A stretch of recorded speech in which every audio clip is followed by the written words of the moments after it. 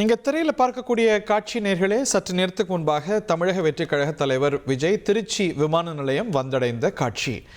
வேட்புமனு தாக்கல் தொடர்ந்து கொண்டிருக்கிறது. ஏற்கனவே பெரம்பூர் சட்டமன்ற தொகுதியில் வேட்புமனு தாக்கல் செய்த தவேகா தலைவர் விஜய் அவர் போட்டியிடக்கூடிய மற்றொரு சட்டமன்ற தொகுதியான திருச்சி கிழக்கு தொகுதியில் வேட்புமனு தாக்கல் செய்யறதுக்கும் அதை சுற்றிய பகுதிகளில் பிரச்சாரம் செய்யறதுக்காகவும் திருச்சி வந்தடைந்திருக்கிறார். அவருடைய நிகழ்ச்சி நிரலை நம்முடைய செய்தியாளர் தினேஷ் கூறிக்கொண்டிருந்தார். நம்ம திரையில் பார்க்கின்றோம். திருச்சி விமான நிலையத்தில் நம்ம கடந்த முறை அவர் வந்தபோது பார்த்தோம். உங்களுக்கு நினைவுக்கு இருக்கும், அவருடைய மக்கள் சந்திப்பு நிகழ்ச்சிகளை திருச்சியிலிருந்து தான் அவர் தொடங்கினார். வெரி இன்ட்ரெஸ்டிங்லி, இன்னைக்கு அவர் போட்டியிடக்கூடிய திருச்சி கிழக்கு சட்டமன்ற தொகுதியிலிருந்து தான் அவருடைய மக்கள் சந்திப்பு நிகழ்ச்சிகளை அவர் தொடங்குகிறார். திருச்சி, தஞ்சாவூர், கும்பகோணம், கரூர் அப்படின்னு அவருடைய பயணம் போகிறது. கரூரில் நடந்த சம்பவம் உங்களுக்கு தெரியும். ஸோ திருச்சி கிழக்கு தொகுதியில் தான் அவருடைய மக்கள் சந்திப்பு நிகழ்ச்சியை ஆரம்பித்தார். அங்கே தான் அவர் இந்த முறை போட்டியிடவும் செய்கிறார், பெரம்பூர் தொகுதியோடு சேர்த்து என்பது குறிப்பிடத்தக்கது.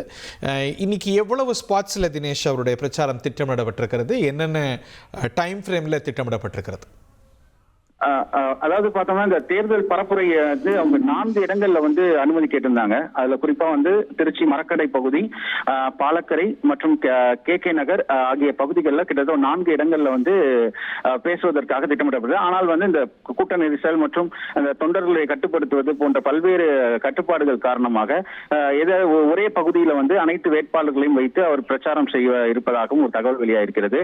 தற்போது இந்த மரக்கடை பகுதியிலே அவர் சரியாக இந்த வேட்புமனு தாக்கல் செய்வதற்கு 11 மணியிலிருந்து ஒரு 12 மணிக்குள் இந்த வேட்புமனுவை தாக்கல் செய்து முடித்துவிட்டு ஒரு 12 மணிக்கு அந்த மரக்கடை பகுதிக்கு சென்று அங்க பிரச்சாரம் மேற்கொண்ட பின் அங்கிருந்து நேரடியாக பால் பண்ணையில் இருக்கக்கூடிய அந்த தேர்தல் பணிமனை, இந்த தமிழக வெற்றி கழகத்தின் சார்பாக இந்த கிழக்கு தொகுதிக்காக அமைக்கப்பட்டுள்ள அந்த தேர்தல் பணிமனைக்கு சென்று அந்த திறந்து வைத்துவிட்டு அங்கிருந்து செல்ல இருப்பதாகவும் தற்போது வரை இந்த தகவல் ஆனது கிடைத்துள்ளது. ஓகே, நம்ம தொடர்ந்து இணைவோம், தொடர்ந்து காட்சிகளை பார்ப்போம். as we get the live visuals நேர்களே உங்களுக்கு கொண்டு வரும். ஒரு இனி செல்லும் இடமெல்லாம் செய்தி. தந்தை டிவியின் வாட்ஸ்அப் சேனலை ஃபாலோ பண்ணினா செல்ல இருக்கும் இடமெல்லாம் செய்தி.